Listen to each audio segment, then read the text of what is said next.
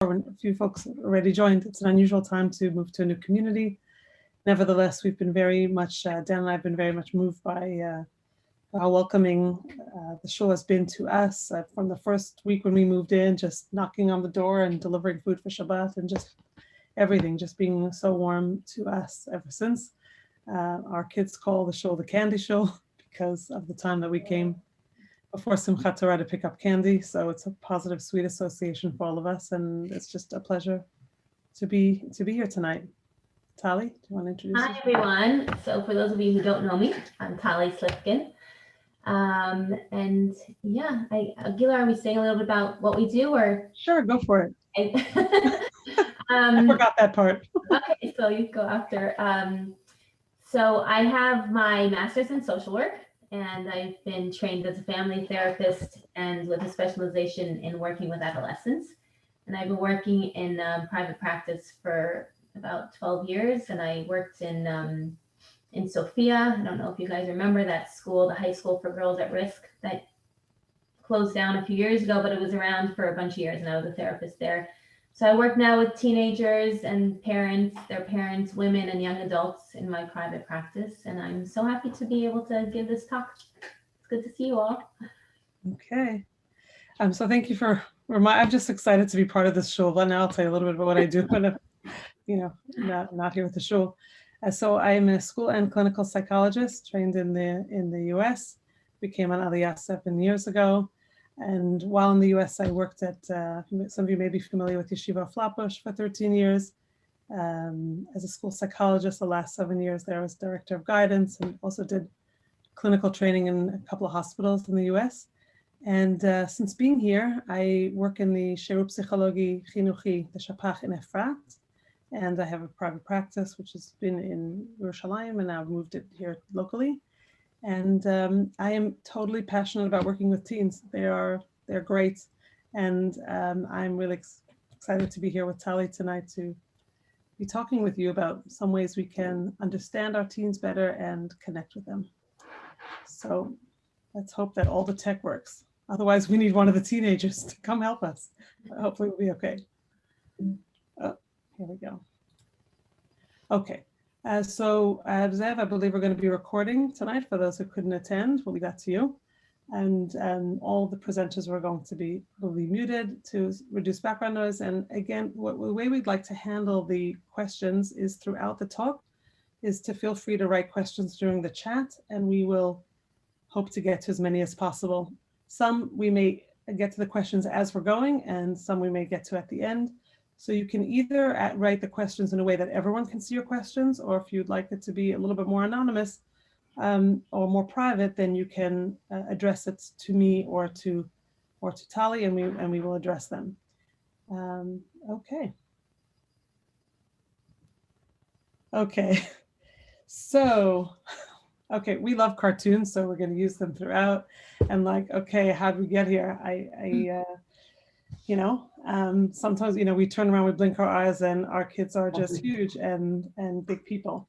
So one thing that we want to think about is, really we're talking about adolescence. Who is this child? And we used to think about adolescence as more, let's say, from 13 to 18. But today we really look at it starting earlier and ending later. Starting earlier, puberty begins earlier these days, maybe because of nutrition and other factors. So can really be starting, we may call this kids preteens, but already 10, 11, 12, we're starting to see that. And adolescents can go well into early 20s. And when we learn a little bit about the brain development in a couple of slides, we'll understand why. So for example, I work with a lot of people who are, I guess I would say, Sherut Leumi, Army and up. And it's really, for many people, it's really sort of like the late adolescence into the early 20s, because part of the brain is really still developing and really still forming in who each individual is as they're becoming an adult. Tali, maybe you can talk with us a little bit about what's going on during this time. So to be able to connect with your teenager properly, I think that we think that you have to understand what's going on developmentally first to understand why it's so difficult in the first place to connect with them. So to familiarize yourself with the changes that are going on and to familiarize your children with them so that they can anticipate and not have so much anxiety about the unknown. So there are so many changes, right? The most obvious is the physical changes. With this in this slide, it's like, you know, who's this monster and what have you done with my baby? The changes are so major. If you think about your own self, an adult life in 6 years, what's the physical changes that have happened? We've gotten some extra gray hair, maybe we needed a new prescription of eyeglasses, or our weight has fluctuated. But for teenagers, changes are immense. And there's a huge transformation. It's amazing to watch, but it's not always so fun to be part of. So what's going on? The puberty starts in this stage, and with the increase of hormone production. And these hormonal changes have a direct effect on the development of the brain, bones, skin, and their sex organs. So that's a lot of changes. Then we also have social changes. Teens, we're going to talk about this a little bit in the few slides also, but teens become way more concerned about their appearance. There's peer pressure as they figure out who they are and where they fit in, and they spend less time with their core family and more time with their friends as they search for more independence. Family dynamics and relationships change, but regardless of all that, parents are still a critical support throughout this time, which I think we're going to be mentioning a lot. The third type of change is cognitive changes, because we'll see also again in a few slides where during this stage of life, the brain continues to change and mature, and they're not fully developed, so it's hard to make good judgments.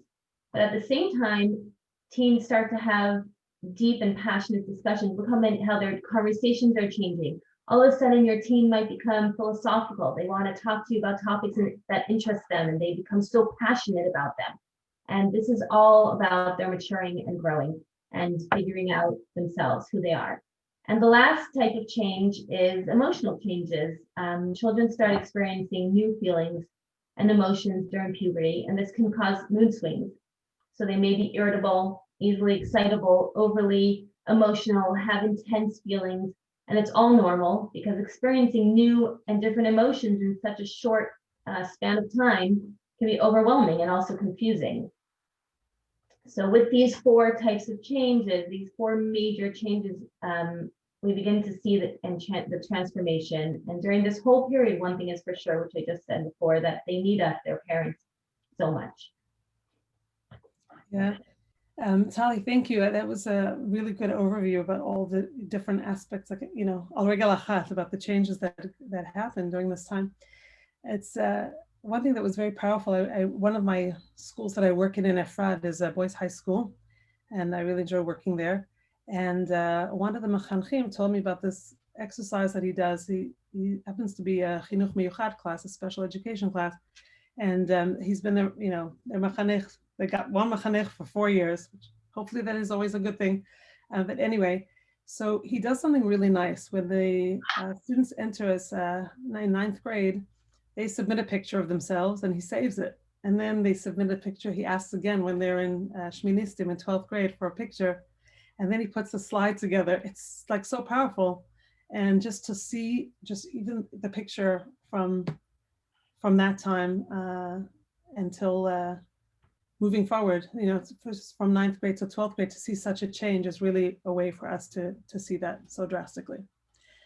So actually, before we move on to the next slide, if we could just take a moment, okay, in the chat box, just to think, each one of us, just to think about our own adolescence, our own teenage years, and just write 1 or 2 words that come to mind when we think about our own teenage years. Go. We encourage your participation, please. Let's have a little fun.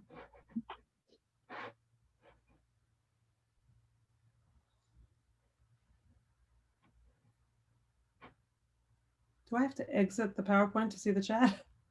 It's popping up for me. I can see it. You can't see it? Yeah. I'll exit for a second. So it's awkward. I'm seeing the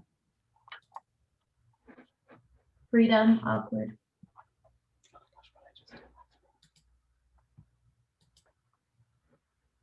I don't know what I just did. This probably wasn't a good idea. Okay. hair.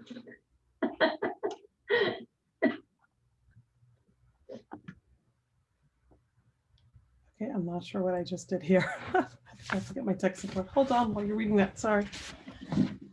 Okay,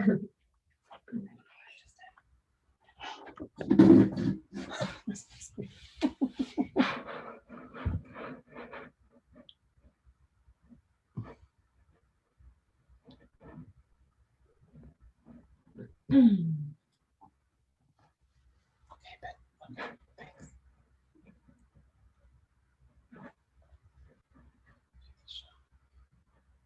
Yeah.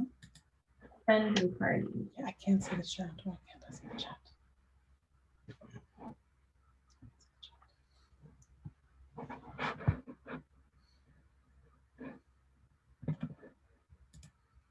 Oh, there you go.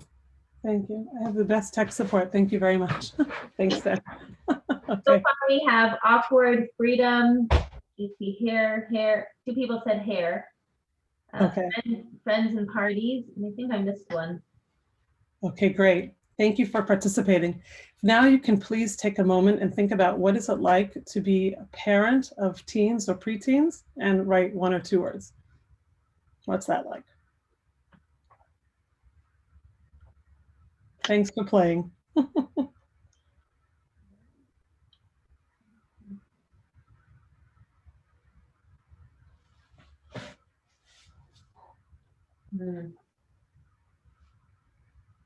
Challenging, loss of control, challenging, struggle.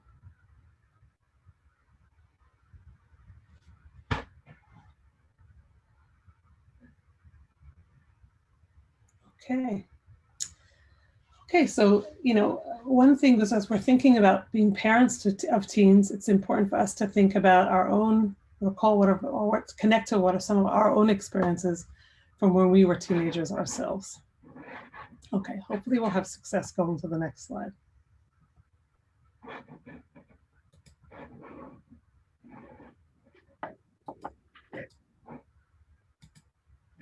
Okay. Throughout our talk tonight, we're going to be looking at some of the teenage issues in the context of this pandemic that we're going through, Corona, because it's very real and it's a very unusual for everybody. And speaking of teenagers, I kind of think of it like acne, where anything that's gone on that would be going on before just comes to the surface in a much more extreme way and can really also help us understand what's going on. And I do believe that it's been an especially challenging time, and it is an especially challenging time for our teenagers. So one thing here just to keep in mind, especially during this third Seger, is that not every teenager and not every teenager in the same family reacts the same way. There's a wide range of feelings, a wide range of emotions, and what we can do as parents, what we can do as significant adults in our kids' lives is to accept it all and to be really available. And we'll try to think of some ideas tonight together about how to do that. Okay. Okay. We promise not to keep this boring, but we do have to talk about the brain for a minute. Okay. The adolescent brain. We were there and our kids are there now. So a really important part to keep in mind is that the part of the brain that is still developing during the adolescent years is the frontal lobe. That's the red part in the diagram of the brain over here. The frontal lobe is responsible for planning, judgment, decision-making, organization, right? So these are all things that, think about walking into, a teenager's bedroom, right? Okay, maybe some really have it together, but typical teenager's room is all over the place. So these are things that are really hard, and this is what is still maturing during this time. By the way, this is why also drivers at insurance companies, right, know this. And that is why insurance for teen drivers from 18 to 25 is significantly higher, and the rates drop at age 25. It's because they know this. They know this, that the frontal lobe is still developing. And that is why some of these things are really going to be challenging for our teens. And it's really, really important that we understand that, okay? So another piece that is important for us to understand is also why our teens can also get very understanding the emotional reactions and what are some of the responses that we may get. So we're going to watch this video clip, and then I also would like to highlight, with all the challenge, is also why we also see some really positive aspect amongst our teenagers, which is why I love to work with them. So we're going to try this video. Let's see if I can put it on full screen. We can all see this together. Okay. So I just have to move the. Start playing it first, and then do full screen while it's playing. Okay. I just have to move this. Now on the bottom, you can change it to full screen. Yeah, I just moved the bar of where all the people are to the bottom. So I have to move that again. Oh, there we got it. Okay. Everybody ready?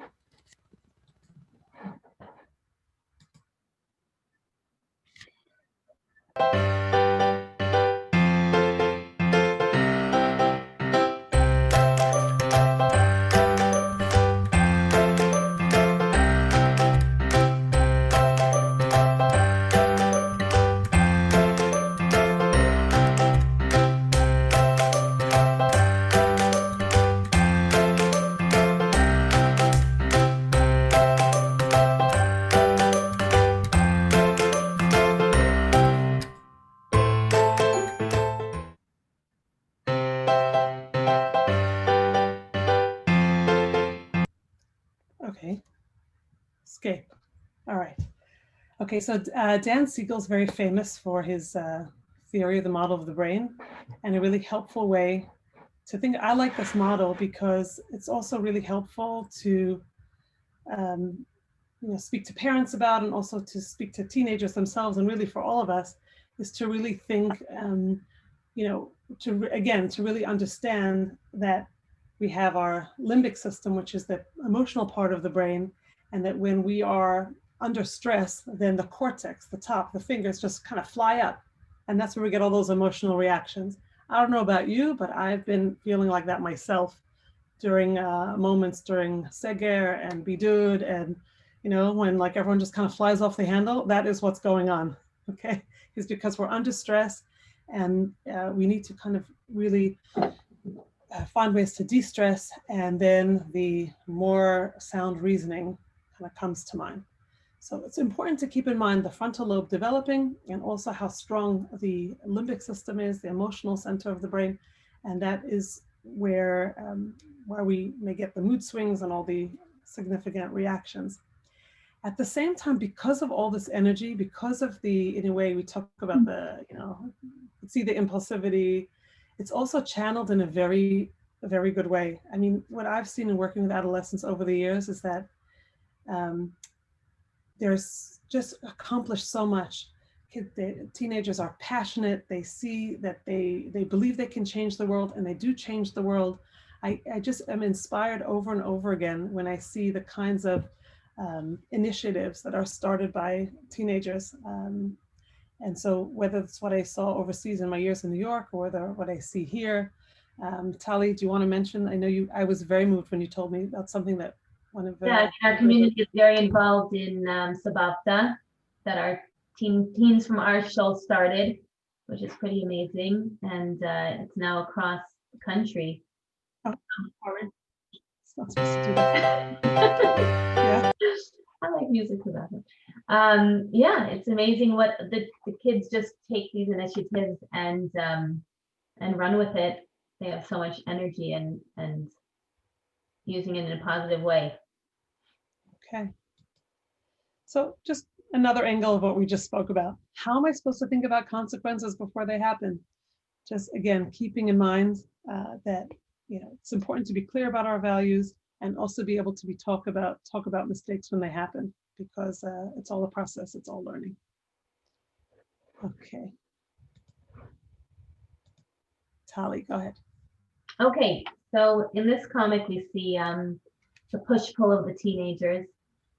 But we parents still want to be there and keep our kids safe, but they'll push back every step of the way. I don't know if everyone can see it. As your parent, I promise to do everything to keep you safe from harm. That's what she's saying. And then the baby or the child is saying, as your kid, I promise to fight you on that every step of the way.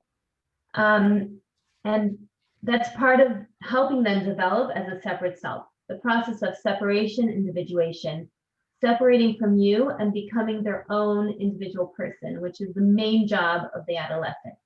So sometimes it feels like, I don't know about you guys, but sometimes it feels like a teen, I've seen it in my office, I've seen it with my own kids, they have an allergy to their parents. They can't be near them. They wince, like, they don't want to be touched. They're embarrassed to be seen with them. They're embarrassed what their parent is wearing, what they do, anything they say.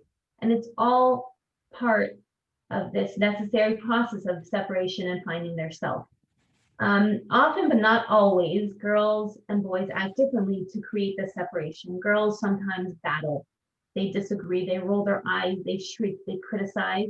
And whereas boys often become private and withdrawn physically to separate from their parents, they stay in their rooms or they go out to be more with friends.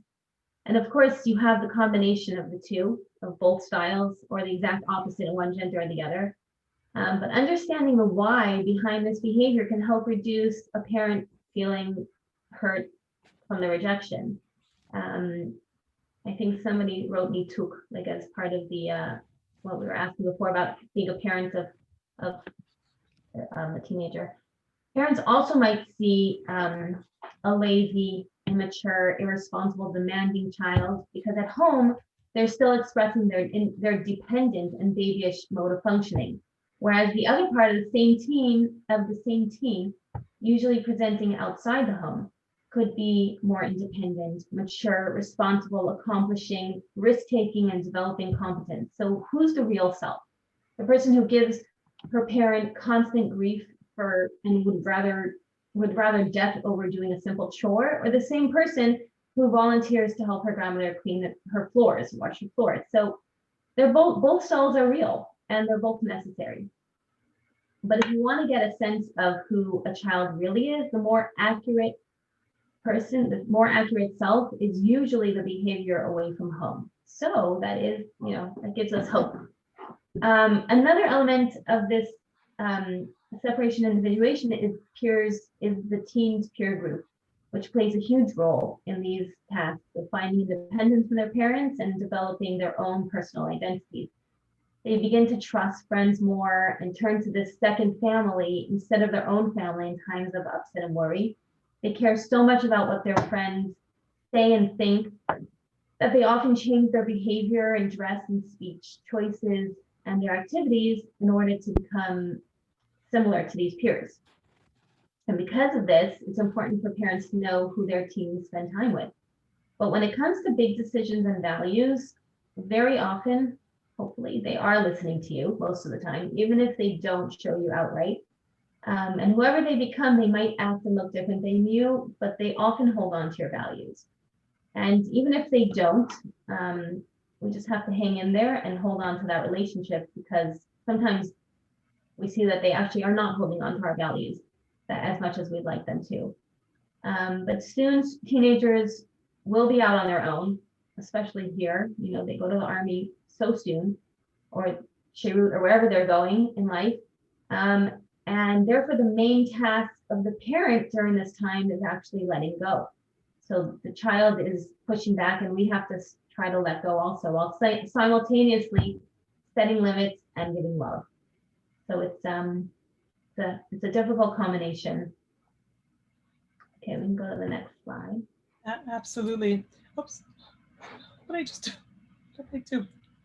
What did I just do? What just happened? Let's go to the next slide. But it's not here. Wait, I'm sorry.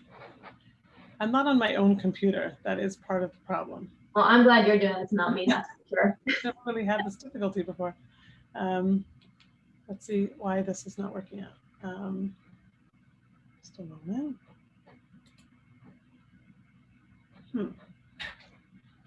I'm sorry, I'm on your computer and instead of doing its own thing. So I'm trying, like Dan Siegel, I'm not flipping my lid. We're just trying to keep this okay. Do you know what that's from? Mm-hmm.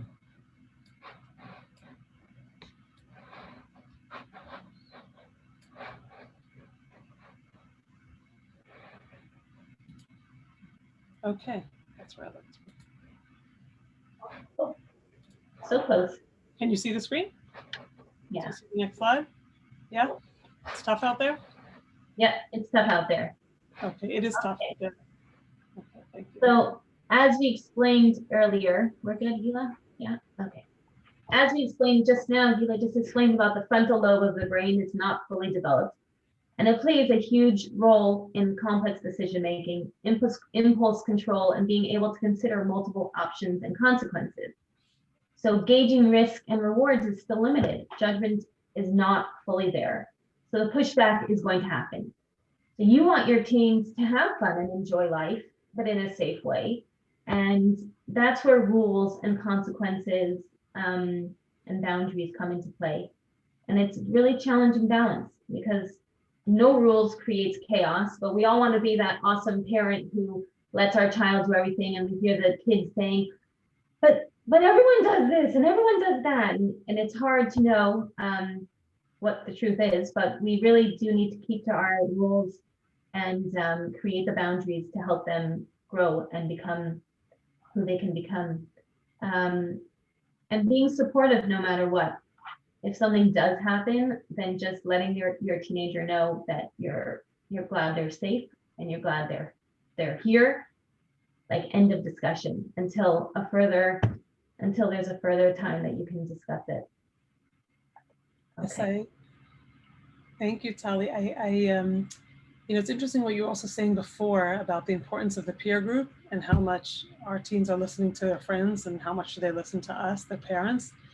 So I can't tell you how many times I've had teenagers come into my office, whether it was in school in the States or whether it's in my work here, and they come in and they quote the parents. It's the same parents who will say, my teenager's not talking to me. They come home, they come in, they shut the door, and we're not really talking. And yet those same teenagers are coming in and really talking about, let's say they're going through a struggle, and what would my parents think, and what have they said? So just to encourage everybody, we need to keep talking and keep trying to keep the lines of communication open, because no matter what, they're really listening and they're really taking it in. And yes, when it comes to dress and a lot of things, what their peers think is important. And when it comes to big decisions, even though they may make life decisions that are different from our life decisions, they're really listening to us. And that's why it's really important to think about how we talk about things. There will be the negotiations, they will push the envelopes, they will push boundaries, because that's what they're meant to do. They want the fun, they want the exploration.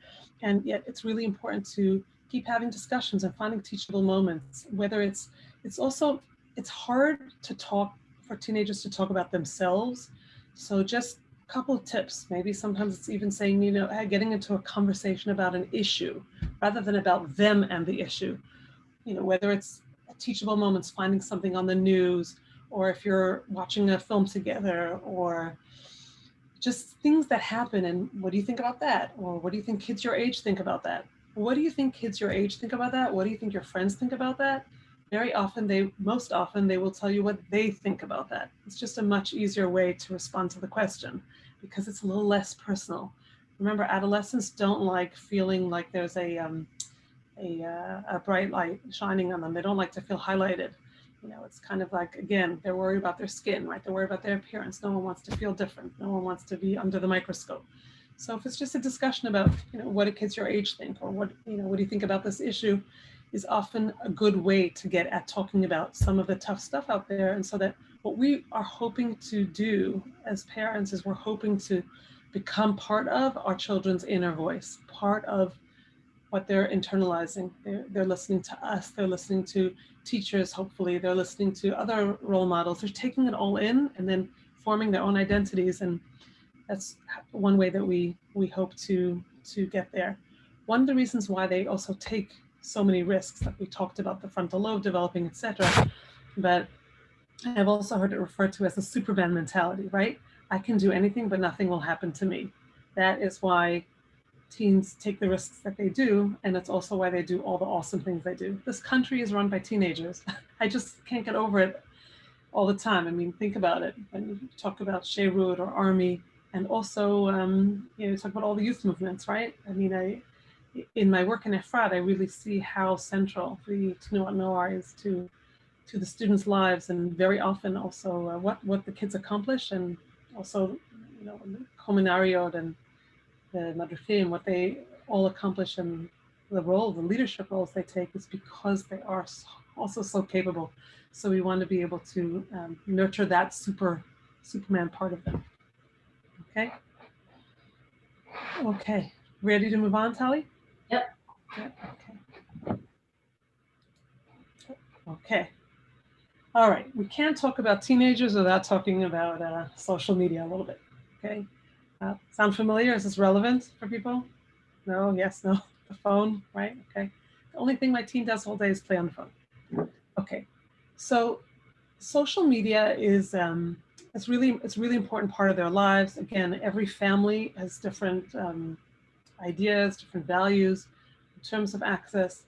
But I think if I know my audience, then for the most part, this is a big part of our teenagers' lives, and especially now during Corona and Limud Mirachok, the distance learning, not only during Seger, but the adolescents have really been, for the most part, a long time out of school. So a really big way that they connect to their friends is whether it's WhatsApp. I know a lot of the ways we adults communicate with our friends is already old for our teenagers, right? That's already passé. Like they're not, you know, like they're not on Facebook or things that we do. But it's a really, really big part of the way that they communicate. So we're kind of like, I once saw a powerful TED talk that I've been looking for ever since I saw it, and I haven't been able to find it again. Maybe one of you have seen it, about how we as adults are like tourists in a land where our kids are natives. I don't know about you. I got my first email when I was a sophomore in college. CompuServe. Anyone else remember CompuServe? Anyway, I remember that. And then, you know, then it was AOL or Hotmail, right? Until moving on to Gmail. But so I got email when I was a sophomore in college, and okay, we use our social media also very differently.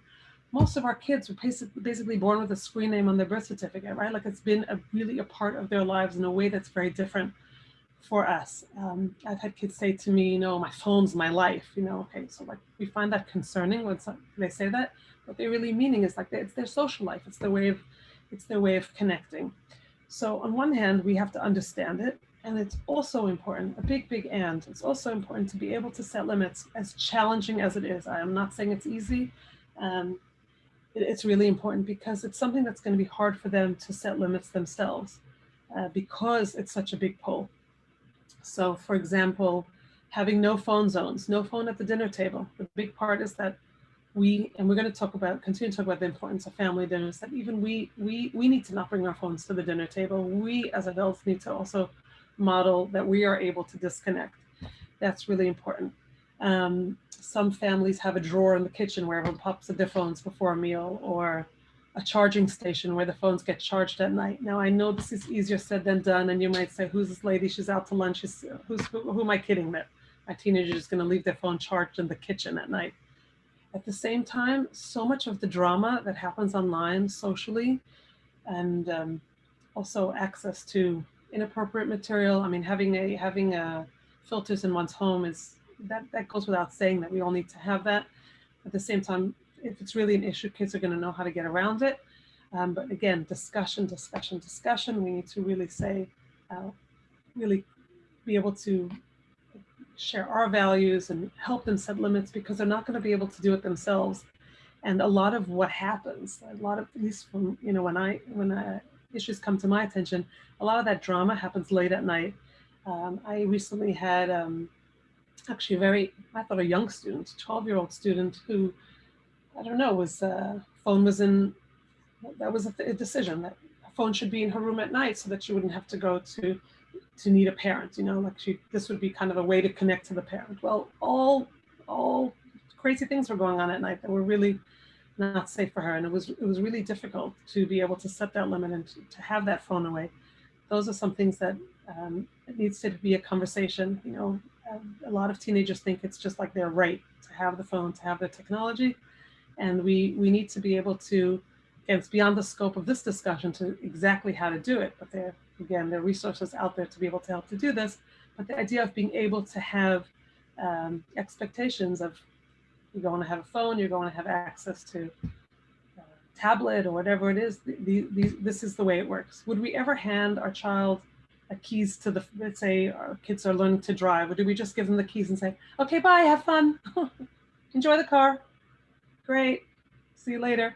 We don't do that, right? We have guidelines about driving safety and etc. So the same thing is also with the phones. The main thing is how we do it, discussion, talk about issues, share concerns.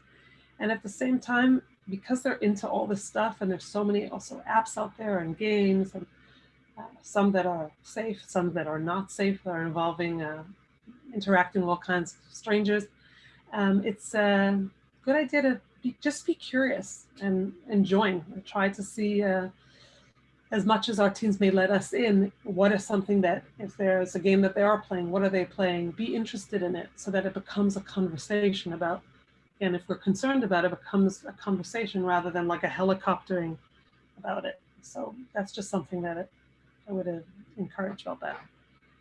That brings us to the other side of this, okay, which is we want to think about what's going on now, and also what's it like transitioning from the online communication to in-person communication.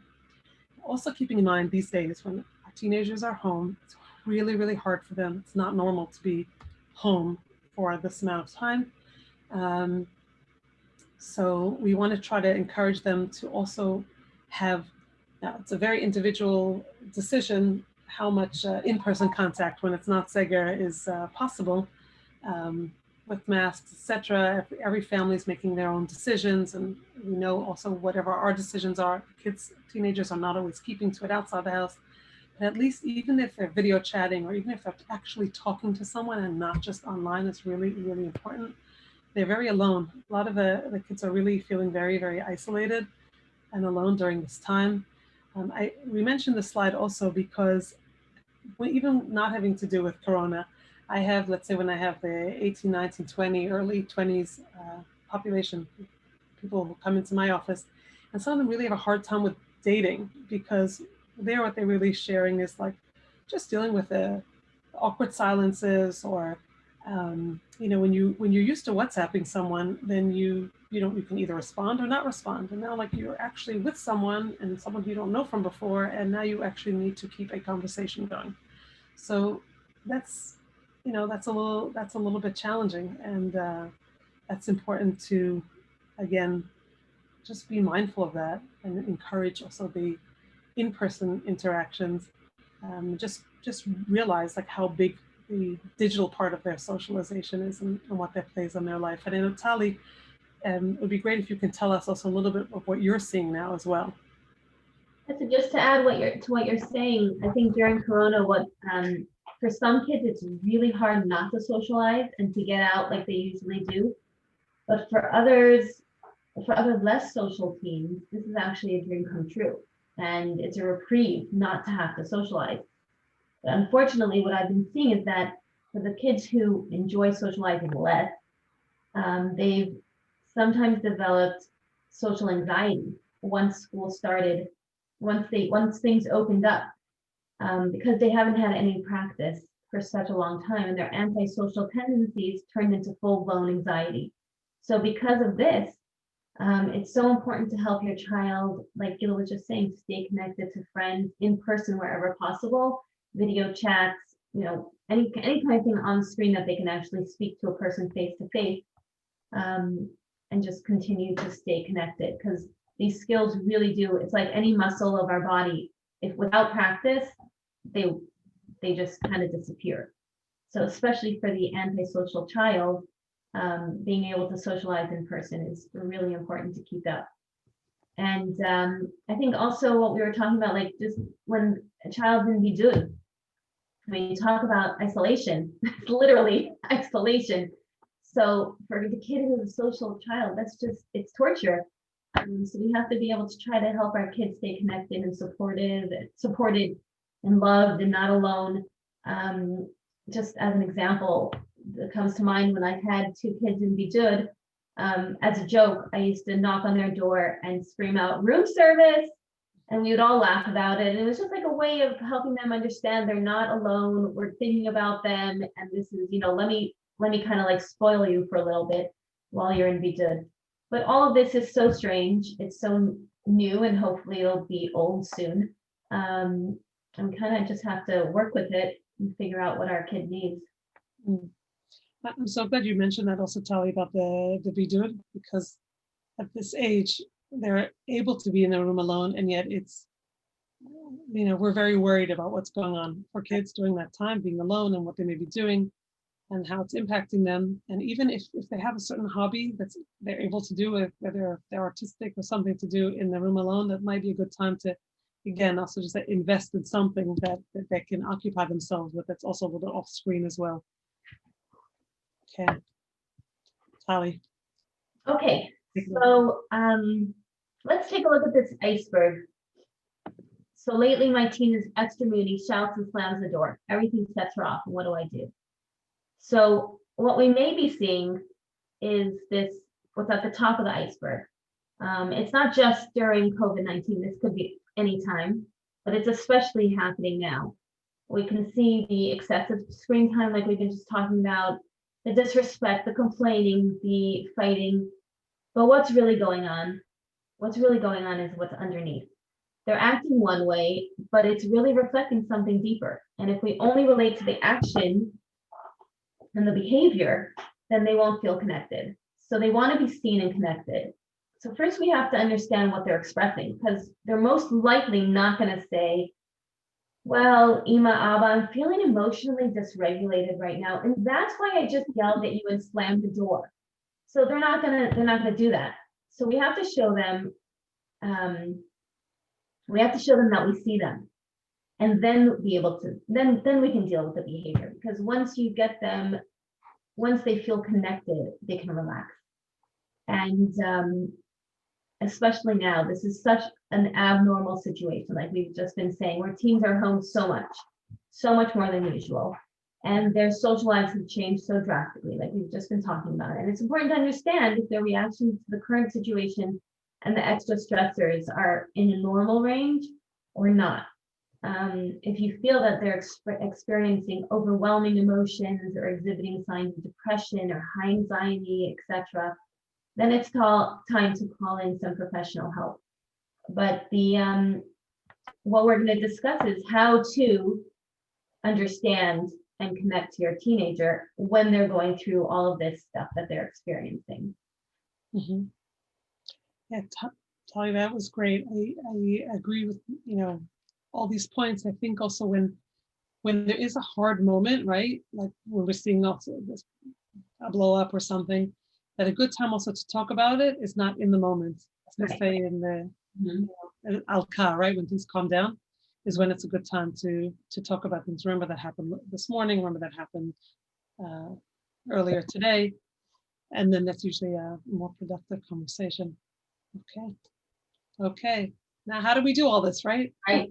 The topic of this talk is really connecting to your teen. So now that we've gotten through all the background about what your adolescent is going through during this time, so we want to give you some key tools of how to communicate and connect with them, to better build your relationship with your teenager. So the first, most important skill is really listening, how to listen to your teen. So we listen without judgment. That means being totally present. No phone. There's a picture with the no phone. When you put your phone away, you're showing them you matter. You matter to me, and I care. And you listen without giving your opinion. Try not to let your fear, your worry, your anxiety, or your impatience, or the memory of your own adolescent experience get in the way of just listening. So yes, sometimes kids open up at the worst times. When you're just getting ready for bed, or you're exhausted after a long day, or you're in the middle of cooking. And yes, parents often get confused about reacting or not reacting. Do I drop everything? So here are a few guidelines to help. First of all, you don't have to drop everything just because your teen decides that he or she wants to talk. You won't be blowing an opportunity, because opportunities arise continuously. And the second is, like Gila was just mentioning, or to ask action-oriented questions instead of the why. So you say, what happened then? What did you do? What did you do next? What did she say? She said that. Aim the questions at the action, not at the feelings, in order for the teen to tell his or her story. And the emotions will emerge on their own, but we have to be patient with that. When you ask the why questions, they don't have a clue. I mean, it happens with adults too. When you ask somebody why'd you do that, they freeze, and then you've lost them. So focus on what happened and allow the process of revealing feelings to unfold. The third tip is to respond with genuine emotion to help the child feel heard. So sometimes we were, back in the day, people didn't show their emotion. They would just be flat. But now I think we really, we want to be real with our teens. So we just say like, oh my gosh, she said that to you? I can't believe it. That's awful, right? Just like really be real. Let the child understand that she's being heard, he or she is being heard. And the fourth tip is to end the conversation and not let it drag on. Because sometimes we get so excited that we're finally talking to this teenager who never wants to talk. And we just want to go on and on and on and on and on, but then we lose them. So the communication shouldn't seem more important to the parent than it does to the child. And then there's something on the slide that says red, reflection, empathy, dialogue. So when you're in conflict, which hopefully doesn't happen often, but probably will, when you're in conflict, then this is a different technique of how to communicate with your child. The R stands for reflection. It's a way to calm both of the people, both the parents and the child, but it's really a way to calm the child down. So what reflection would look like is something like this. So what I'm hearing you say is ... You clarify without judgment. There's no judgment. You can reflect even more simply, like you're yelling or you sound really, really angry. And this helps them calm them down and realize that you're listening and you're present. The E in red is empathy. And empathizing would sound something like, I get why this is so hard for you. I'm sorry you're having a hard time. And I can understand. Now, you don't have to agree with what they're saying in order to empathize. You're not like a schmata just because you're empathizing.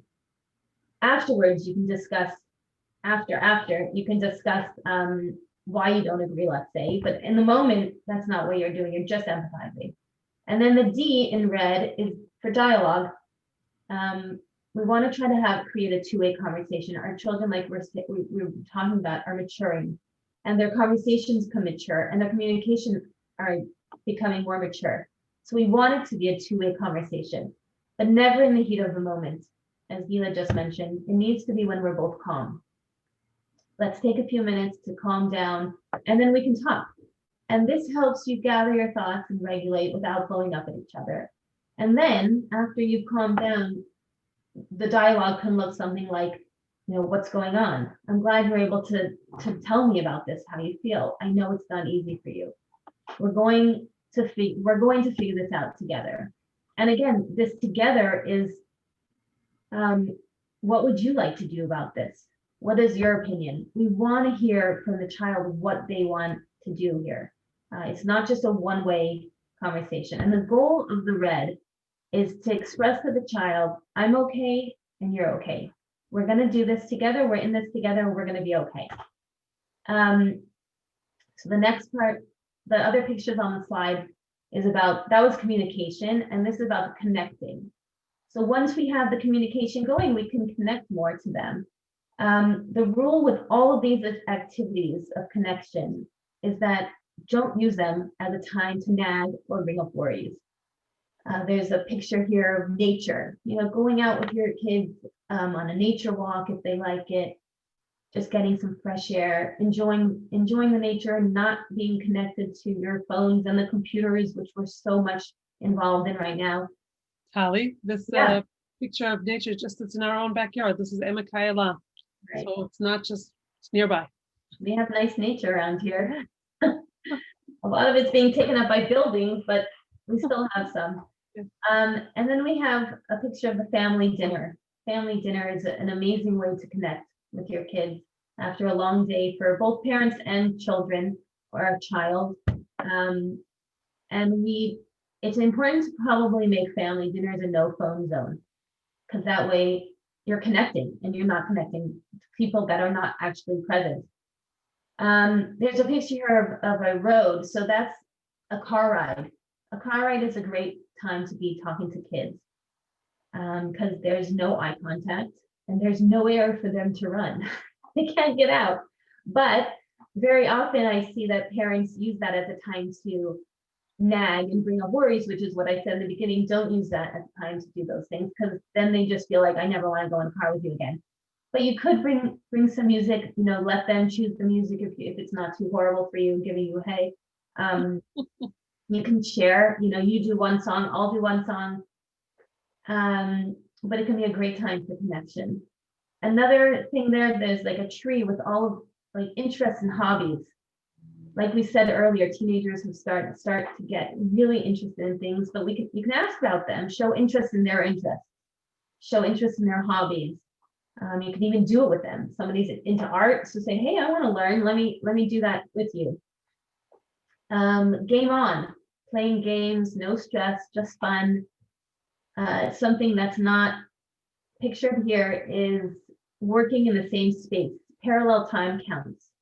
So even if you're not actually doing anything together, just working side by side, they're doing their homework, you're working on something, just being in the same room, being present. If they have a question, they can turn to you and ask.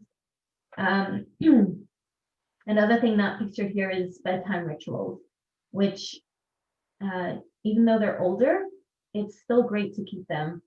And even if you go to sleep first, which definitely happens nowadays, you can say goodnight, I love you, and just end the day with something positive. Sometimes if I'm going to sleep when my child is not even home, I'll text them and write like, I love you, good night, with some emojis or whatever. And very often the response is GNILTY. Those of you who didn't get that, it's good night, I love you too. So yeah, I take what I can get at this point. But there's just that connection, they know that I'm saying goodnight and that I'm thinking about them before I go to sleep and before they go to sleep. And then in the left corner, the yellow is 90 to 10 rule. And that's also called the 4 to 1. So that's the rule of trying to have at least 4 positives to every negative interaction that you have with anybody, but with children and teenagers especially. And this is just, when you wake up in the morning and you see them, instead of just saying, oh my God, you're so late, you missed the first class, or you're late for minion, or, oh my God, you look like a wreck, you should have gone to sleep earlier. All of those negative things, when we first see our child in the morning, we try to like get some positives in there first. So good morning, how are you doing? So good to see you. I just made some coffee. Would you like some also? And then you can say, well, do you mind putting your plate in the sink? So all of these are just some, good ideas of connecting. I'm sure you guys have more. If you want to, you can even put them in the chat if you have any extra or different ideas of how to connect with your teen, or if you have any questions about that. Eli, do you want to say anything, add anything? It's interesting also in talking about the, okay, it's a great question. When you talk about communicating, connecting, right? And all of these are really good ideas. It's interesting, Dr. David Pelkovitz, who I think is one of the best psychologists in the world, and also particularly in the Jewish community.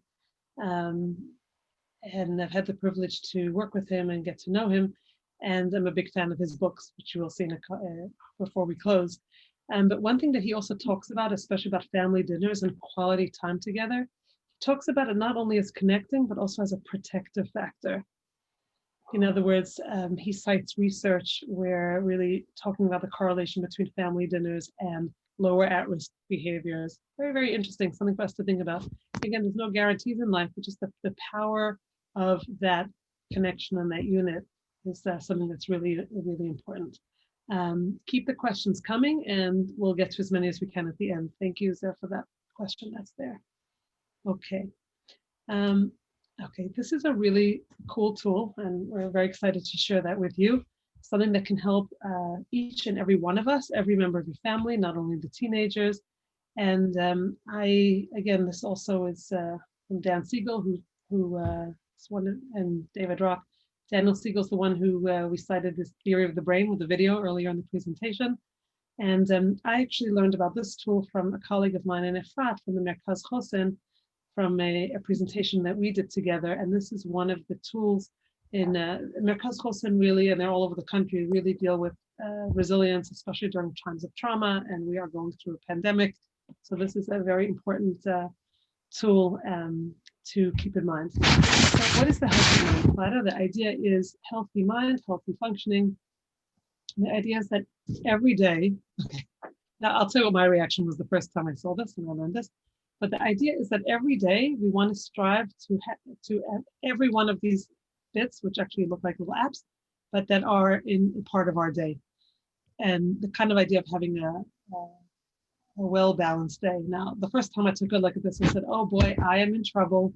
And I showed it to my husband, to Dan, and said, oh, what does your healthy mind platter? What does your platter look like? What does mine look like? And definitely needed a lot of work. But what the idea is that, we're so overextended, we're so stressed. And if we try to incorporate, it's not about how much of all of these things we need, okay? And this also connects to Zach's question, but it's making sure that we have all of these aspects during our day. So there's sleep time. Some of these are self-explanatory: sleep time, physical time, some time for exercise, especially also during a time of stress. I personally am finding it challenging to get my exercise in during this time, but it is really important for coping, getting those endorphins going. Focus time may be on a specific task, whether it's a work task, something that needs to be accomplished. Connecting time, we've been talking about a lot of that, connecting with others in our family, connecting with friends, that's for us too. What's picking up the phone and calling someone, teenagers, making sure that they are staying connected during this time. Playtime could be anything from playing ball to playing a board game, downtime, whatever any one of us may do just to chill out, to zone out. It's different than playtime, whatever is, whether that's that could be for something, could be coffee and read a book, could be whatever it is that you do to chill out. And time in is that time to introspect. What I like about this also is it's easily accessible also online, or we can also share it afterwards. It's a nice tool because it's also a way to talk about this with family. It's a nice thing to start a conversation and say, how do you think your average day looks like? What does my day look like? And also, how can we help it happen for each other? In other words, that's also as a family, different people need to, there needs pitching in so the other person can take some of that downtime. We thought it was really important to include that here, because not only to help our teams, also to help ourselves all stay strong and coping during this time, which really connects us to the next slide. Tali? Yeah, so I'm totally stressed out trying to balance everything and everyone. I don't know, maybe not, but I think that probably we've all said that at one point, especially during Corona. But in general, raising teenagers definitely has its challenges, and it's also hard in general in normal life, and now during this abnormal time, it's even harder. So self-care is critical to maintain a healthy life and home. When you take care of yourself, you have the mental space, the emotional ability, the cognitive strength to take care of those around you. Without that, you become depleted. So do something every day, like Gila was just explaining with that whole chart, that whole plate. Do something you enjoy for yourself every day, even a few minutes every day. And I know it's way easier said than done. It's overwhelming to find me time. It becomes like another one of those pieces to your day of, oh no, now I didn't find any me time. So that becomes like even more overwhelming. That defeats the whole purpose. But it actually is so important to prioritize. And one tip for doing this is really just checking in with yourself, the I. It's not even doing something major like going for a walk, which would be great, or doing deep breathing, but it's just checking in with the me, with the I, especially with regards to our teenagers. So how does this feel for me? When this kid is asking me to do something, how do I feel? Do I feel taken advantage of? Or do I feel like, oh yeah, I'm okay doing that right now? Because so often, again, we want to be like this great, awesome parent that does everything for our children, and we don't want them to hate us. But we need to figure out, where am I in this picture? I can't be taken advantage of. I don't want to feel like a schmata. I don't want to feel like a schmata for myself or for the rest of the kids in the family. And just figuring out and understanding the me piece of how can I balance just for myself and feel good. Yeah. Yes. It's also important. I think it's really easier said than done. I think I know, speaking for myself, I think that's, especially during these times, it's really hard to, we hear self-care, self-care, self-care. It is so important. It's like the old adage of, remember when we used to fly, travel, we will again, God willing. But, they always say when the oxygen mask comes down, put on yourself before you put on a child, because we do have to take care of ourselves so that we can be there for our kids.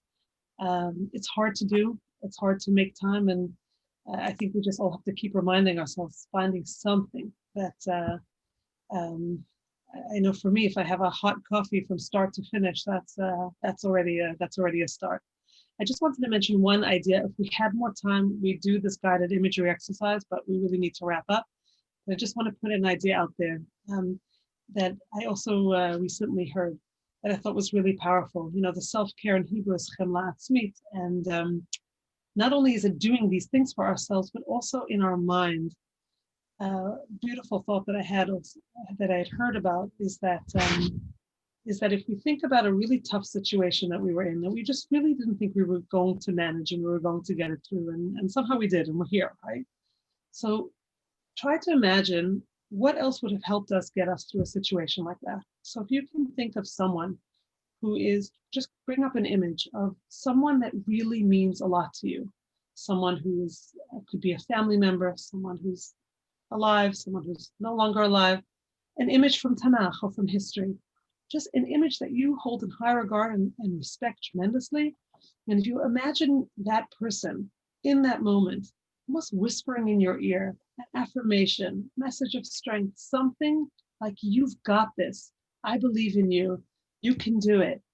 And really holding on to that message and internalizing it, it can bring a tremendous, tremendous amount of strength. I wish I had time to actually do the exercise with you, but if you can take that message and try it out, it can be very powerful.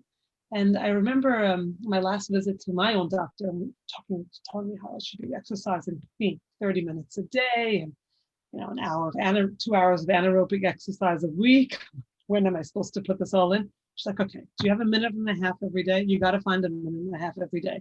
And she told me about this YouTube link for just like a meditative relaxation exercise that you can just do at your desk at work. And she's like, you cannot tell me that you don't have a minute and a half in your day. So I just thought of it now, otherwise I would have included it here, but maybe something we can look up. So just about trying to find ways that we can take a little bit of care of ourselves so we can be there for our families. Lastly, we wanted to just leave you with some thought about some resources. Earlier, Tali, you mentioned very important on the slide of the iceberg, we were talking about, what do we see, what are the behaviors we see below the iceberg, and what do we see above the iceberg, the behaviors, and what it really may indicate below. Mm-hmm. And we know this, we've been talking about what to expect during the teenage years and the range of emotions and all of that can happen. And especially now during Corona, we see things can be more challenging. Question then becomes, so when is it just beyond the realm of just what to expect during the teenage years, and when is it time that we should be concerned? And Tali, you mentioned before also drastic changes in behavior, drastic changes in dress. We're seeing our kids being more withdrawn when they're usually more outgoing. When we notice changes in eating, sleeping. We'll still try to get to the sleep question, but just any drastic changes. We're concerned, then better be on the safe side and to reach out for help. And there's different ways that can be done. If your child has a good relationship with the mechanech or mechanechet in school, that can be a good place to start a conversation and see what they're seeing in school.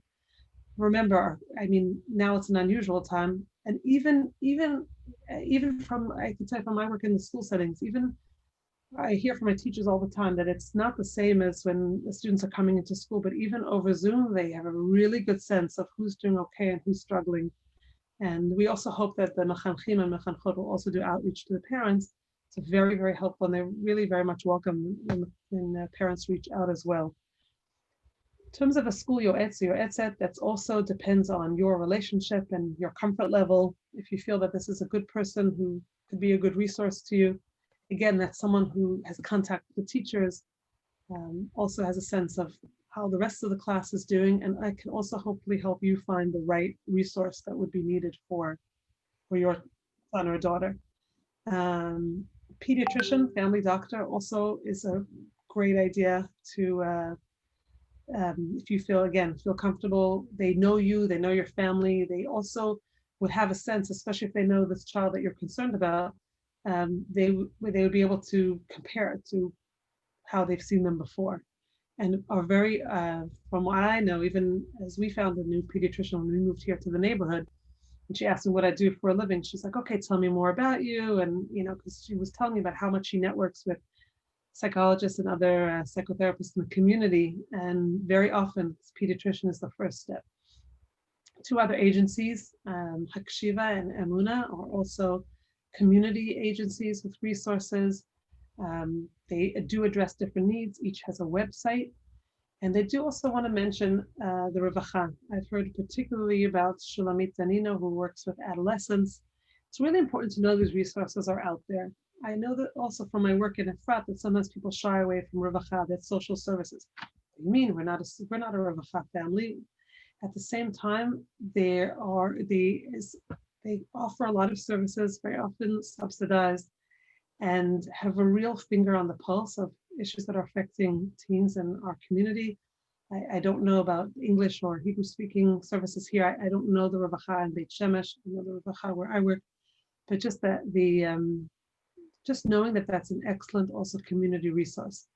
Of course, they're also our own Michal Gordon works in the Revacha as well. Michal Gordon, she's in our community. Oh, okay. Hi, Michal, if you're here. That's great. Okay. Sorry, Michal, just as one name that I had heard, but I'm glad to know that you're in this community as well, and you all do very important work. Of course, there are also practitioners in private practice, and sometimes also if you connect with someone you know who can then help you find someone who would be a good fit for your teen. Of course, it's inappropriate to see someone that you know personally, because can't really, it's very hard for a teen to open up that way. We also just wanted to talk up, just if you want to take a moment to jot down some of these books or photograph the screen. Tali, did you want to mention the book that what you're excited about? The book Get Out of My Life. But first, can you drive me and Cheryl to the mall? So it's a very, I mean, even the title itself, the title shows you what the book itself is about. It uses a lot of humor, not actually the cleanest of language, but at the same time, it could be a really valuable tool. And it helps you understand that you're not crazy and you're not alone. It's very readable and real, and it explains a lot of the concepts. So I think that it's a helpful book to have. Yes, I agree. I have it on my shelf as well. And there's a lot of humor. I'm glad you mentioned the language piece, just so people, just know that if you get that book. But it's a great resource. It's funny and it's very relatable. We have two books here by Dr. Pelkovitz. I have Balanced Parenting at home. I'm a big fan. So I can't miss it. Okay. Really very good book that he actually wrote together with his father. Rabbi Raphael Pelkovitz was a community rabbi in New York for many years. And so it's actually nice. It's a father-son book about parenting, a very, very, very good resource. And as actually we were preparing this presentation, I went to just actually bring the picture of balanced parenting into the slide. I discovered that Dr. Pelkovitz has a new book that just came out. So I plan to order it, The Parenting Path. And Gila, I just wanted to add that Dr. Pelkowitz also has a lot online videos that are available. And he's an amazing speaker, so it's always helpful. He has a lot of stuff on teenagers, dealing with teenagers, communication and stuff. Mm-hmm. He always talks about love and limits. Love and limits. That's his thing. He's really outstanding. Highly, highly recommend him. Two more books that just good to have on the shelf. Talking about Intimacy and Sexuality by Dr. Yocheved Debar. She's from Alon Shvut. I recently heard her talk about 2 months ago. And I mentioned just as a participant in her presentation about how wonderful this book is. And she says she's just publishing another one. So I went online to look for the new book and I didn't find it yet, but it's excellent. I mean, this is even from talking to our kids from really from even toddler years through teenage years. Excellent, excellent, excellent book resource to have if you can get the more updated book. Maybe it's already out of the bookstores, I don't know. What I like in her book also is that she has also examples of conversations and how to have those conversations. Really good resource to have. And finally, wanted to mention How to Talk So Teens Will Listen and Listen So Teens Will Talk. So Faber and Maislish, I have their original book, How to Talk So Kids Will Listen and Listen So Kids Will Talk, and also have the preschool version. I don't yet own this version, but I'd like to order it as well. I think they, even in the book that I do have on how to talk to kids, many of the principles can be applied to teenagers, and I think that that's probably what they do in this book. But I plan to order that one as well. And it's just what I like in their books. They're very, very relatable, very, very reader friendly, and they have a lot of cartoons and examples that you laugh when you read it and maybe cry also, and really relate and get very, very, very practical tools. So that may be something to mention as well. So I think we can answer questions now if anybody has any questions. Zev had a question about our take on teens and sleep. You mean they have too much or too little? That they go to bed very late, wake up very late. So they seem to need the sleep at just at crazy hours. Mm-hmm. Tali, do you want to? I mean, especially now during Corona, are you referring to? Because I think we're seeing a lot of that because of the lack of schedule, the lack of needing to go to school. Schools are closed, so the boys are not really going to Minyan. They're not doing it. It's very challenging with sleep and teenagers right now because of the lack of schedule. I think that in general, teens do need a lot of sleep because of all of those changes that we were talking about, the emotional, the cognitive, the physical, all of those changes, the hormone changes, makes it a lot of teens need a lot of sleep. But I think that it's also important to set some kind of rules so that they can wake up at a certain time if they do have obligations, responsibilities, to make it to just give some kind of guidelines. Gila, what do you think? I agree with what you're saying. I think it's tricky. They do, their days and nights are backwards right now. I know even one teacher I work with actually was starting classes at noon for that reason. So that's really tricky. To tell a teenager that they need 8 hours of sleep, I mean, they're not going to hear it right now. Yet we know they need sleep. They need sleep for their brains to function and to be able to do best. I think I'd also see how are they functioning? Meaning if they're going to sleep late and they're waking up late, is it interfering with their functioning? Now on a normal school day when they have to be there on time, or are their Zoom classes starting early? When is tefillah? Are they missing things by sleeping late? Or are they actually functioning and everything's okay? If they're functioning, they're doing okay, they're getting to tefillah and to school on time and they're doing their work and just, they're off schedule, but it's working. So it's working. If something's not working, then it's a point of conversation to try to help them see what's not working. And it can be really hard if that's what are they doing at night? I'm also concerned, again, we have to be real about what does it mean to be a teenager, but up alone, online, it's very worrisome. It's worrisome because, you know, we want to trust our kids, but what are they up and what are they busy with?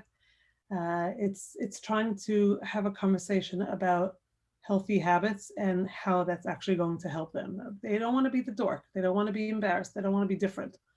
Trying to help them understand, also make connections about how their choices and are affecting their behavior. I hope would hopefully be a way to have a little bit more of a reasonable conversation about the topic. You know, maybe also finding something about, if you're reading something from reliable sources about sleep. I'm wary of, you know, it's good to look things up online. I would generally stick to .gov or .edu websites.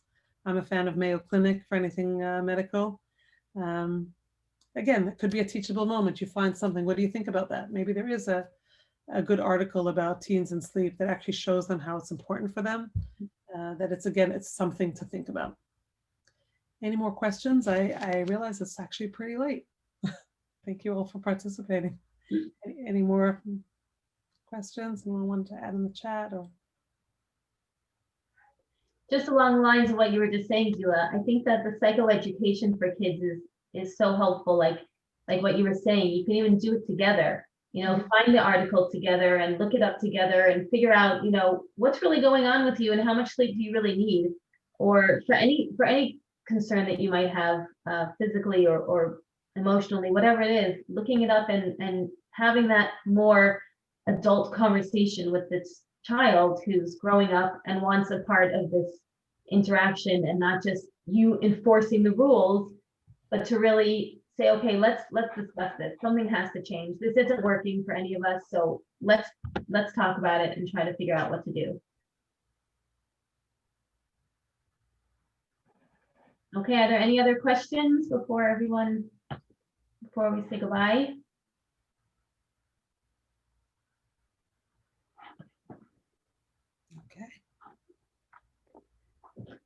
Okay. Thank you everyone for joining us. okay. Nice. Shavua tov. Thank you. Shavua tov. Thank Bye. you. Thank you very, very much. It was great.